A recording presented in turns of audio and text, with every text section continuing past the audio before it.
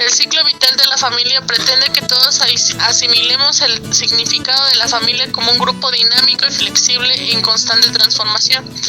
Es el proceso de crecimiento y desarrollo que vive la familia al pasar por diferentes etapas, debido a las distintas situaciones que se presenten y que exigen de ella unas modificaciones en relaciones a sus tareas. Vamos a ver en la etapa número 1 el noviazgo. Desde aquí se comienza a estructurar el desarrollo de las etapas siguientes. Sus objetivos están encaminados a establecer mecanismos adecuados que posibiliten el entendimiento en la pareja a partir de las expectativas reales y fortalecer el amor. Etapa 2. Adaptación y ajuste del matrimonio. Esta etapa se inicia desde el momento en el que el hombre y la mujer se unen con miradas y conforman una familia. Etapa 3. Llegada del primer hijo. Etapa 4. La escolaridad. En esta etapa es importante resaltar el proceso de enseñanza formal que se inicia en el hijo al ingresar a la institución educativa, permitiéndose la transmisión de creencias, costumbres y conductas culturales por intermedio de los adultos, en especial de los padres y maestros.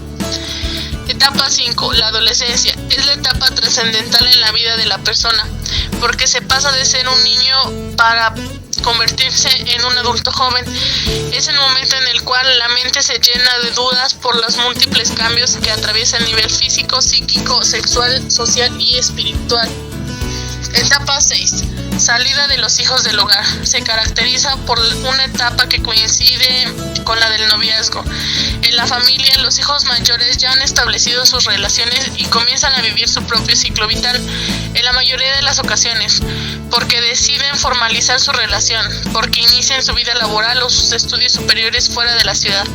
Al quedar solos, los padres estos deben estructurar su relación de pareja, haciendo ajustes, adaptaciones y desarrollando intereses que les permitan vivir más plenamente este reencuentro en su ciclo vital familiar. Etapa 7. Nido vacío, vejez, jubilación y muerte. Cuando una pareja logra liberar a sus hijos de manera que estén menos involucrados con ellos, suelen alcanzar un periodo de relativa armonía y pueden llegar hasta la jubilación del esposo.